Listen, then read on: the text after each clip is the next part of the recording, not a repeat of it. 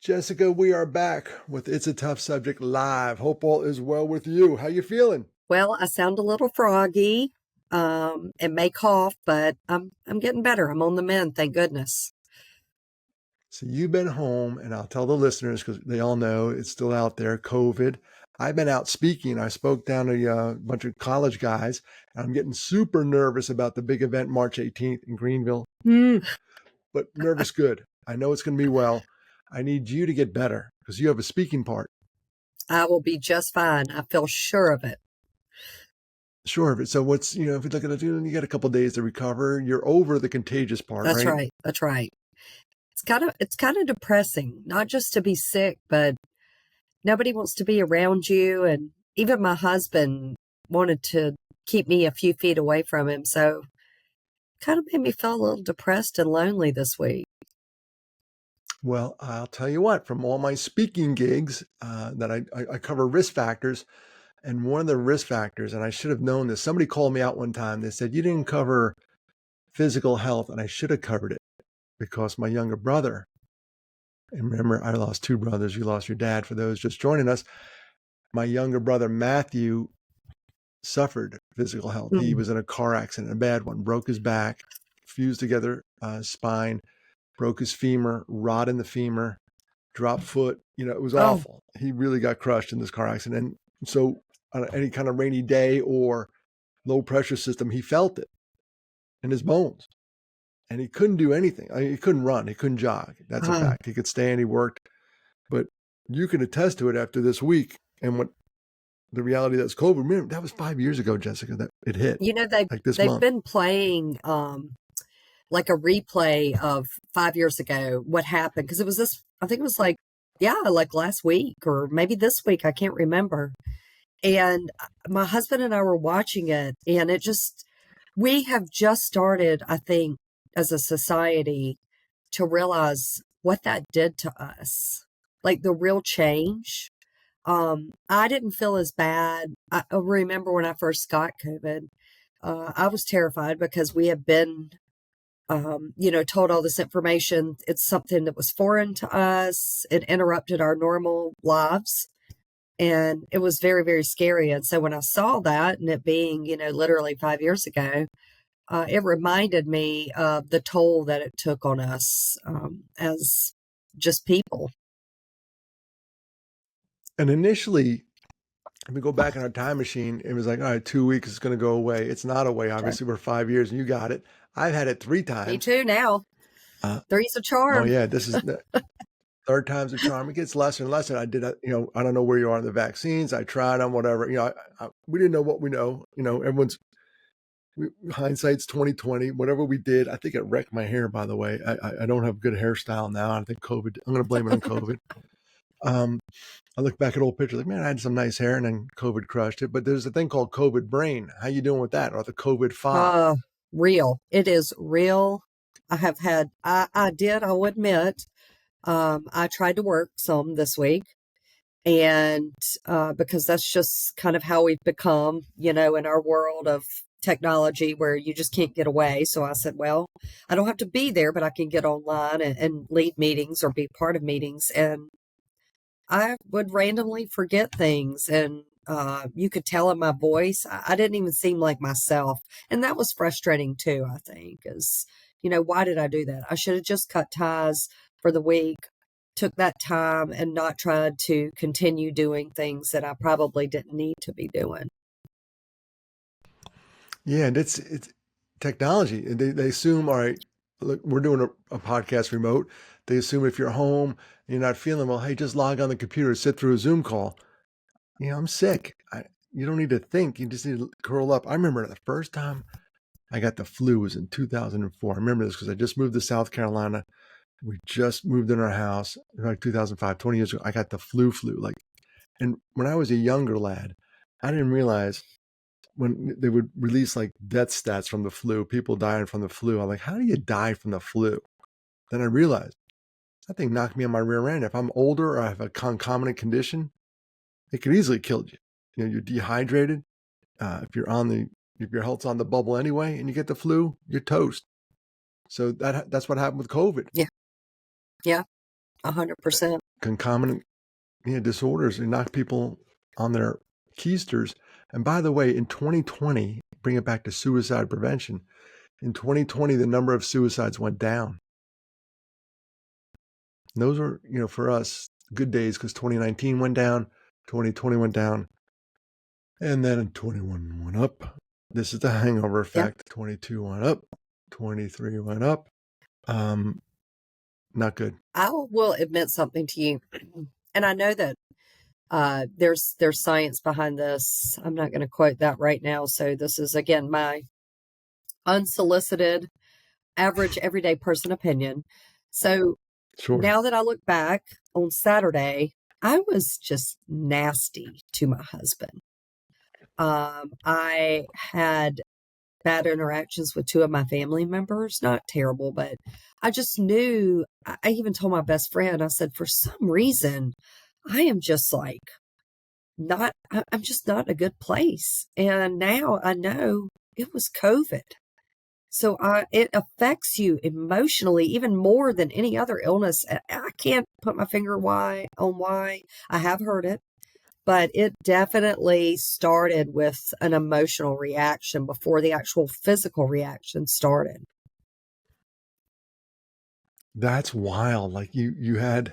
If I need to get my husband on here to tell you that really happened, he was like, "Why are you being so mean to me?" I was like, was she nasty? He's like, nastier than normal. No. True. No, but you are. You had like a personality indicator. 100%. Before you had a physical indicator. Yes. That's crazy. Yes. I don't know if anybody else that's had COVID.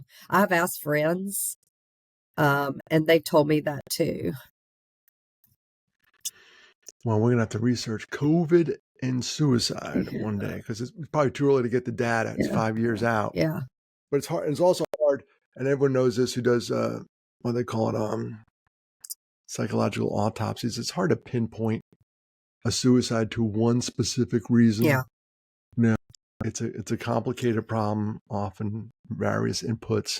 Which is why people have a problem looking at it as a disease issue because, mental illness, because 9 times out of 10, you can't pinpoint it to something or show it. It's not as tangible.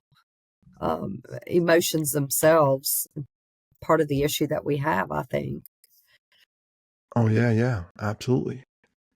So the COVID, physical health, and I remember I tell you exactly where it was. I was speaking at University of Cincinnati and I got feedback and someone said, you didn't mention physical health. And it was on my slide and I didn't mention it. And immediately I felt guilty because that was my younger brother. It was physical health. My dad too. My dad had an accident. Yeah, Isn't it funny? You said that he broke his back essentially. I have known several people that have broken their back, and I've known some that have died by suicide. My father, that was the beginning, a lot of it. It was already there, but it really kind of just was finally drove it home. That started the addiction. I have a friend that broke his back and it started his addiction. And eventually, even 15 years later, he overdosed and died. It just seems like when you're the back, for some reason, I think that coincides a little bit possibly with the pain medication and what it does to a person. But I can, not being able to exercise for me this week, run, I had to realize I'm training for a half marathon. I may not be able to do that in a couple weeks. It just broke my heart. Yeah, well, it knocked you back on your schedule and your training schedule and your physical stamina. Yeah. You're going to be tired for a couple of days, for a couple of weeks. Yeah. You'll be tired. And I'm hard-headed. So I already went out and walked 4 miles this morning. Probably shouldn't have done it. I didn't run. I tried. I was like, oh, this is the dumbest thing you've ever done, Jessica. Well, maybe not the dumbest, but. Well, how did it feel getting out? It felt amazing. And I have my 80s tunes pumping in my ears, and singing out loud. People probably thought I was crazy. I didn't care. I celebrated taking my husband to the grocery store yesterday because I hadn't left my house in 5 days. Wow. Little victories like that. And that's what the disease state can do to you. And you mentioned walking 4 miles. I'm telling you what, Jessica, if we could put exercise in a pill, everybody would take it. The endorphins, dopamine, all the releases that come with it. You're outside, you're making vitamin D. I mean, it goes on and on and on and on. I'm about ready to go play tennis. And everyone goes, oh, you're just bragging. No, I just go out there for an hour and a half. I leave my phone in the car. I suck at tennis. There's your brag right there. I suck at it. I just want to go out there and run around. And there's a social component. I want to talk to my friends and invite them to the big show on March 18th in Greenville, South Carolina. You see how they snuck that in there? That was pretty professional, wasn't it? Just snuck Hey, that little plug in there. I am. I'm bringing these cards. I have these cards. I am bringing them. Everyone's getting one and put it in your bag. And I just want to run around. And it's that hour and a half where the only thing I have to worry about in the world is get that green ball back over the net. I don't have to worry about suicide prevention, suicide postvention. This guy called. Oh, I do remind me. I do want to tell you about a call I got this week. I got a call too. Yeah. See what we do. Yeah. All right. You go first, and I'll go. Just for the listener, when you're in this business and they know what you do, and you put it out that you're a survivor of suicide loss, your phone will ring, and it won't be good news. And you have to answer it. You have to. Oh, absolutely. Yeah. We put ourselves out there. Well, mine was bad news, but good news. Number one, the person is still with us. So fantastic news. But it was somebody that I've been meeting with, a wonderful, wonderful person that is so talented, so passionate. Like we see oftentimes has struggled with mental health and really the lack of support, which is huge, from those around her. And so I've tried to be that. I met her at one of my, I speak in our state too sometimes, not to the level of Dennis, but for one of our mental health agencies. And she was in one of my meetings and felt like she needed to approach me afterwards and tell me her story. And we became friends. And she has expressed these issues and did not express this time to me. And I've asked her to please call me whenever, no matter when. But she attempted, survived, is receiving care, is out, and had reached out and told me that. And so I was a little heartbroken too. So I had this sickness. I'm thinking about myself, and then this happens. And I'm like, okay, it's not just about you. You're going to be okay. Let's refocus to somebody that really needs you right now. Well, your story has a happy ending. Yes, it does. She's alive. Yes, it does. And everybody loves a good comeback. Everybody loves a second chance. Everybody loves that. So she's with us. Yay. Yes. So, and a female, Dennis, and a younger female. So to our point of our last podcast that we did about females, and males and what that looks like. Yeah, she's a younger female. Yeah, 80% of all suicides are guys, and females have more attempts. Yeah. She's still with us. So there's a victory. I'm going to take the victory. I had 2 calls this week. I forgot about the other one. I did a homeless, a weekend of hope. We take some guys out of Columbia, South Carolina. A good friend of mine does this through the Episcopal Church. I come down there and speak about mental health. We take guys that are in transitional housing. They're on they're the best of the best. They're like trying to get out and get on their own. We have some success stories. We also have some, relapses and failures, but that's life. And they're awesome guys. So I get down there and we're doing our sessions, and my phone rings. It's a guy from college, haven't heard from him in a while, to tell me another guy from college is no longer with us. And he was my roommate my senior year, and he had issues. I had issues. We all had issues, but darn it. He was married, had a kid. Awful. He's gone. He used a firearm. Firearms, 54% of all suicides, and they are complete lethal means, So that was one. And then I got another one from a friend of mine who used to be on my board. He said, can you talk to a buddy of mine? I said, sure. He knows a guy who died by suicide. I knew this was going to happen. I just didn't know I'd be connected to it because we're so far away from DC, but he was a federal employee who lost his job. He got doged, as they say. We knew that was going to happen. And I knew it too. I knew it. I just didn't know I'd have a connection right away to it, like this early. We're going to see a blip on the radar because people as a whole, myself included, I lost a job one time and I assigned so much value to that job, my value. Gosh, that happens. was tied up in that job, I right? feel you. My husband went through it, but I can feel it too. That's how we assign value to who Yeah, we are. It's crazy, isn't it? it's crazy how much money. What's your Yes. Yeah. 401k? What's retirement? It wasn't like that What's for your pension? generations before us. Why do we do this? Oh man, I can't talk to anybody where I grew up in New York. Very materialistic around the city, where they don't tell you I'm retired, I'm my pension. The conversation goes right there. The housing, like how much my house costs. Like I stop. I'm not monetarily motivated. And this is where maybe things veer off a little bit after you've been through the ringer like we've been.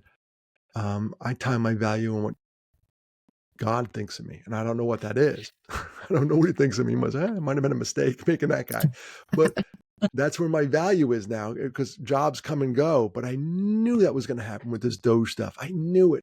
Oh, I knew it. I knew it. I'm like, this is going to be bad, and we're only going to hear about like 2% of the cases. There'll be people who will just start drinking, they start using substances. It's hard if you're a federal employee to find another job that paid that well, had the benefits, and does what you do. Yeah. If you were doing grants for USAID, it's hard to find a company that does the grants on that level. I think I Um, will, because we're not going to be political here. So let's look at the other side. I think there's a lot of no, people too who are really upset that they've been struggling so much with, I mean, prices are through the roof. You can barely make it living paycheck to paycheck. You've worked your whole life. And then they find out, or we're seeing, the potential of some, wasteful spending, and people are getting angry. I yeah, think there could be a lot of people coming out there's going to be some fighting and some mistrust and all of those things. I always say they just they eat at the brain, right? And they just start to make you think things and get angry. And anger is also can precipitate mental health challenges. I mean, I've been so angry before, it almost, you turn it inside. Um, our world is hey, thanks crazy. for dying. Hey, thanks for pulling it up and down it back because we don't want, there's enough political podcasts out there. But I think in the end, economic factors, no matter who's in the office, no matter who's in control, economic Yes. factors like affordable housing could be suicide prevention if you think about Oh, it. If you 100%. think about it. Social Yeah. drivers of health, It, mental health, right? yeah. Yeah. Um, although they do say that, money can't buy you happiness. Not fully, but But some of the I basic, could go on a nice yeah. trip to the Caribbean. That can I was certainly like, help. I was like, everyone hears that saying, they go, all right, let me try. Try me. We always hear about that lottery winner, the guy from the hills who, Like I can ends up figure being dead of something out. cocaine overdose. I got it. Yeah, I know. He was better off poor. That's true. That's true. But I think that the economic factors do weigh in. Again, taking the politics out of it, no matter, the economy goes up and down in cycles. But this cycle's a little rough right now. I thought I saw a bargain on eggs the other day for $6. I'm like, that's a bargain. Eggs. They were We need to talk 2.59. about bacon. I've been finding some Bacon, bargains. bacon. Yeah, no, I agree with you. So we've got these normal things that human beings, as humans, we deal with, right? Like illness. We're all going to get sick. Yeah, It doesn't have to be the extreme chronic illness. It can be just an acute illness like I had. We're all going to deal with money problems. Or, the other part of money problems is, you talk about not being able to afford things, but also comparing ourselves to others and what they have. I live on a lake. I'm not wealthy. I'm lucky. Before the real estate crisis, I found a great deal. It was perfect timing. But everybody around me, they're able to do a lot more than we are. And I have recently found myself comparing a lot. And what is it that they say? What's the saying about comparison is there's some, it robs you of yeah. joy. And there, again, it causes these issues of insecurity and your own personal stress that you're bringing upon yourself. There is something that comes, maybe as you get older, and I can see comparison. There's a term out there, OCD, obsessive compulsive disorder. It's real, mental health. They also have one called OCD, obsessive comparative disorder, Mm. where you're always comparing yourself. You're on Instagram going, oh, look at the cruise they're on, all that stuff. But there is, I want to talk to the younger listeners now. There is some benefit to getting older, because you get older, you really don't give a Well, rat's rear I'm end. 51. I just admitted that I kind of did, but it's Come on to 60. Come on to also 60. every Just time really, I get into a decade, I hear that. When is it going to know? It has helped. yeah, I have. It's not like it used to it be. wanes. Yeah, it wanes a little bit. How about that? Yes, yes. I am jealous. I will tell you that I am jealous of a lot of guys who did retire real early, and they're fishing and playing pickleball all day. I got that. But I also wonder, you know, all of us, as we age through life, we're still going to need that purpose. Yes, yes. And your purpose can't be, to be ranked number one in your state in pickleball. That's a goal. Good For for some you. people, For some, who are you helping with that? true, true. You might be helping your wife because you're out of the house a lot. That may You're be a good helping thing. your She's like, I body, the cardiovascular go practice. system, you know, Yeah. But for the greater good of the world. And I always think about that, the greater good. which is what you do start thinking about a lot more, I think, as you age. So that Oh comparison, yeah. wanting to, caring so much about what people think, to your point earlier, it starts to transition as, what have I done? Who am I making better? If you're a Christian like I am, you're thinking about, if when I'm in front of Jesus, what am I going to look like to him? Oh yeah. That's who I They care start playing my about. highlight reel. They start playing my highlight reel, and there's not too many highlights on there. I'm like, oh boy. He's got his hand on that lever going, I can pull this. You're going to hell right now. I can pull this thing. Like, hold on, everybody. Hold on. I do. Yeah, yeah, I agree. I agree. But so, I mean, we always say, I think you and I said this a lot, like, it will get better. Hold on, man. That's easy for us to say. But man, I for sure, and I know you have too, been in spaces where I'm like, but is it really going to get better? Even this week, I was like, am I ever going to get better? I mean, that's the most foolish thing I could have ever thought, but I was in that emotion. Well, the aging process, it's not for wimps. Stuff hurts, for no apparent reason. I think somebody breaks in my house every night and beats the crap out of me. I wake up so sore. They don't steal anything. They left the TV, but they came and beat the snot out of me in bed. And we're at the age where, my shoulder hurts, but the only way my shoulder will stop hurting if my knee hurts worse. It makes me forget about it. Well, and I have to admit this, y'all. You remember, when you're younger, you can sleep anywhere, like on an air mattress, on the couch. So I didn't want to snore and cough all night. My husband, I didn't want to sleep in the bed. So I slept on the couch, and I was like, how in the hell did I ever do this? Because I woke up crunched up. I woke myself up. I thought someone was breaking in. In fact, it was me snoring. And because I couldn't breathe. And I was like, how did I ever do this? Is like, I have a great couch. This is so uncomfortable, So that's another thing. You need a really nice bed, expensive pillows, soft sheets, all these things that you didn't care about when you were younger, right? Am I right? Exactly. Used to couch surf all the time. If a buddy offered you a couch, you thought you were in heaven. Now if someone offers you the couch, like, how am I going to get up from that? I'm going to need a better room than that. I'm not going to be able to spend the night. I'll just get a hotel. Yeah.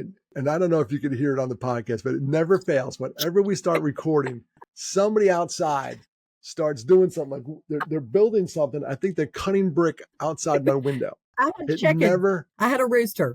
Okay. it never So fails. we are at home. These are real people. Dennis and I are real people living real lives with people cutting grass, fixing things, chickens crowing, dogs barking. So, just to, I'm going to hit the mute button every time I stop talking. You're going to hear the audio levels go up and down. But I will tell you the aging process, and when you're subjected to stuff that we were subjected to, we both lost loved ones to suicide. You became there's more empathy. I don't know if that helps too. It takes a lot to rattle your cage if you yeah, buried two brothers to yeah, suicide, and then we're doing this mental health talk. I'm stressed out about it a little bit. I know it's going to be fine. It's not going to be the worst day of my life because I already had two of true, those.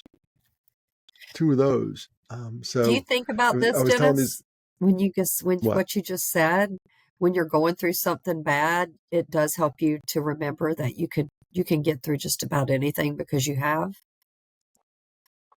I used to carry, and I don't have it anymore. I took it out of my wallet. I used to carry an obituary, and here's what I did. I took my brother's obituaries. It's kind of morbid, but I had them back to back, and I laminated them, and I had them in my wallet for years. Wow.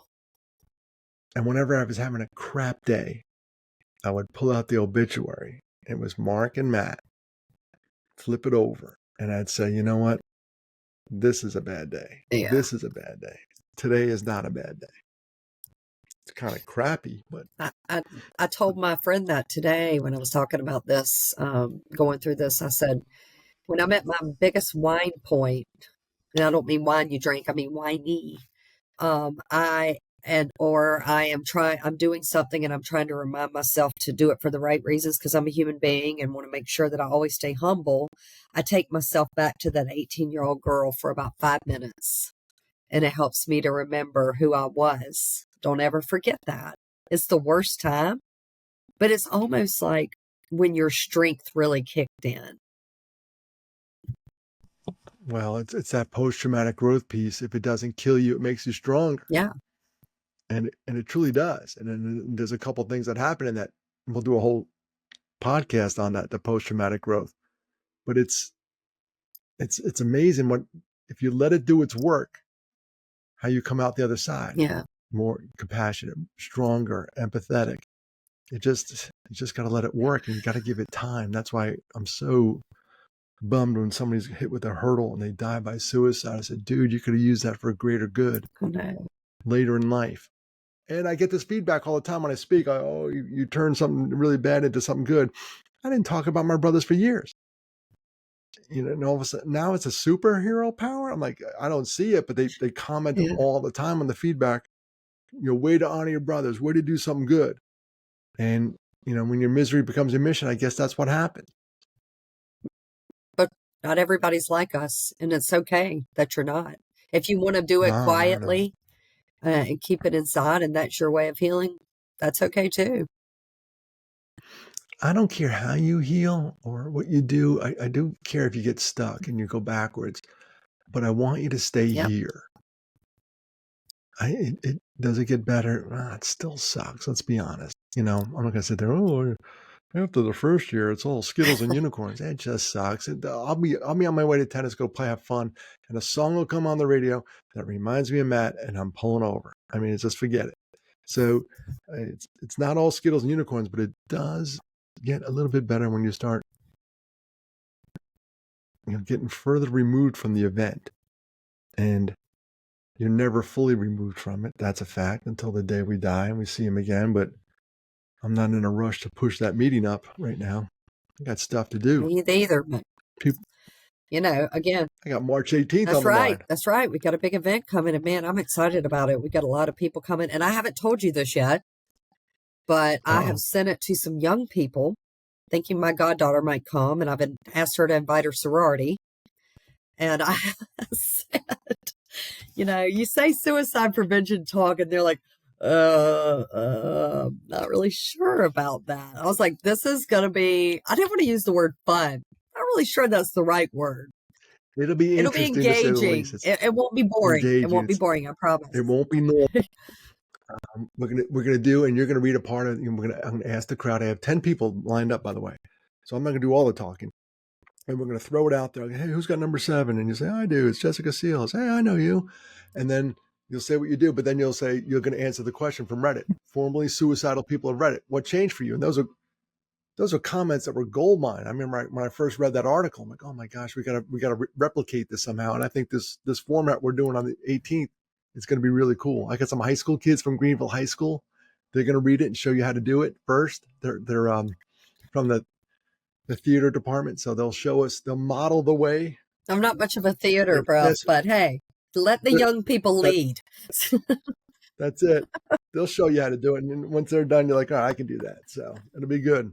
Oh yeah, I'm excited. It'll be good. I'm excited. I've been talking about it like on every meeting that I'm on, at least to folks that are up in the upstate. And I have a big event that week, so next week is a big big week for me. So that's one good thing. Thank goodness I didn't get COVID next week.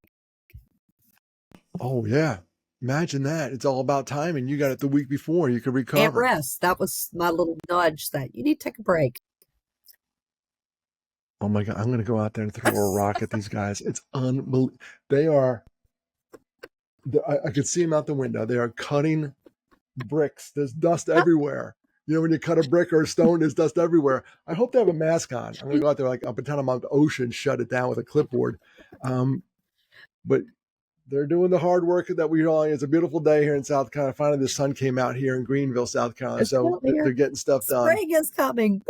We're a week away. I am seasonal. Oh, it's unbelievable. But the sickness comes too. But we're not going to talk about sickness anymore. No more sickness. No, here come the allergies, though. On the subject of spring, I know. And there may be allergic inflammation component to suicide, by the way. This has been researched. Really? There are more suicides in the spring than any other season. See, I would have thought January because I hate that month. Well, I don't hate that month. It's depressing to me. And I have a lot of other folks that say that. So that's interesting. But I think my dad, your brother, at least one of them died in the fall. So I got fall and I got July and October. Yeah. Here's the theory. Some theories out there about spring. Like just today, like I went home for lunch and I saw people out jogging. So someone who's depressed, just a theory I heard out there. Someone who's depressed, like in January, just thinks, oh, it's just January. Yeah. This is what's normal. Yeah. I should be feeling like this. And then spring comes and everybody's out jogging and walking their dogs and they still feel like crap. And they go, wow, I should be feeling better by now. Everyone's outside playing tennis, doing whatever, and I still feel like crap. So, and there may be an inflammation component, allergen. There's a whole bunch of theories. But just what I'm trying to tell everybody out there listening to, hug a loved one in the spring harder than you do in the summer and fall. This is the time. Hug yourself. And hug yourself too. Yeah. That's right. That's right. You can't pour from an empty cup. Right. We always say That's right. You can't put the oxygen mask on the plane. I always go to that. You can't help anybody else. They tell you put yours on first so you can help others. Same with life. That's it. I'm starting to live by that. So. Oh, I am too. I said, you'd be so proud of me. I said no to something and it would have required travel at my expense. And I just didn't have the bandwidth for it. And they said, you coming? And I went, nope. Good for you. Do it. I could do it. I could do it remote. I'm still contributing, but I don't have to be there. I'm like, no, I can't. Let's just do it online and I'll be here and there. And I just don't have the bandwidth. And it felt awesome. Normally I say yes and I go broke doing it. I really go broke doing it. I got to fly up there and all this other stuff. I'm paying it. And this time I said, nope. And it felt awesome. It felt so good. I'm working on that. I'm not there where you are. I'm not. It's a guilt thing. It's a guilt thing. I think it just comes with the territory a little bit. That's it. That's it. So let's bring this bad boy home, Jessica. I got to go run and hit tennis balls. And by the way, never date a tennis player. You know why? Nope. Why? To them, love means nothing. 30 love. Jeez. Dad joke. Yeah, I was telling.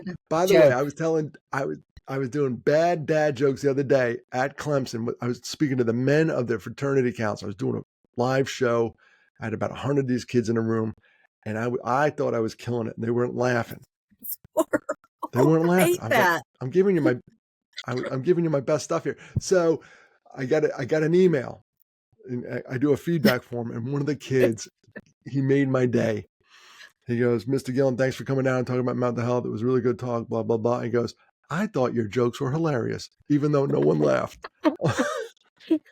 Petty comments. Oh, totally. I wrote him back. So, dude, you made your day. You made my day, even if you don't mean it. Even if you don't mean it. Thank you. I thought your jokes were hilarious. Well, you could have laughed a little harder. Maybe it started something, but nobody. It was like right around supper time, and it's a talk they don't want to be at, Well, which is my favorite audience. I've had them too, where not laughing, but I've had them maybe the opposite of where they just were stoic and didn't really care what you were saying. I don't know what's worse. I think a lot of it has to do with time slots. You ever get like the 2:30 time slot at a major conference? It's the On worst. a Thursday and Everybody it ate lunch. ends at 3 o'clock. Yeah, you're the last Yes, one. Yeah, you're the last session, and then they're gonna go away for the everybody weekend. left It's already. the worst. They're breaking Oh down yeah, their displays and there's a lot of noise. yeah. You're talking while they're knocking down the exhibits. Like thanks. Yeah. The janitor comes by. He's pushing a broom right in front of you. You're like, thanks, pal. I feel like we're He almost gives you like the the key. Seinfeld of Suicide Lost podcast because we talk about things that can be kind of painful in a way, like if I were the last one, my thought would be, I guess they didn't think it was that important, but they didn't want to tell me no. You know what I mean? And so I feel like we talk about real things that probably a lot of people can relate to and think it's just them. It's not just you. It happens to all of us. It happens to all of us. So if you're in the area, March 18th, 7 o'clock, Center Stage Theater, 501 River Street. River Street, by the way, is the street where I met my wife. Wow. So that street has a lot of history with it, Dennis. Yeah. Well, be there and you can I meet was us, walking. guys. We're taller in person and much Oh thinner and yeah, and younger. And yeah. I got the moves like Jagger. Yeah, we'll see. So that's going to happen. And if you want me to come speak, say the word. Go to Dennis at halfasorrow.org or Dennis at halfasorrow.org. Say, hey, I want you to come speak in my town. I'll do it. I'll do it. I'll try not to say no. I said only no once, but Oh, you shouldn't have said that. I know that's a good segue from the part where I said no to hey, I'll do it. No, I will do it. You just got to help me out. I can't afford the flight. You got to help me out a little bit. All right. That's all I got. Jessica, it's been real. I'm so glad you're feeling better. I'm Dennis Gillen. That's Jessica Seel. Have a good day. Thank you.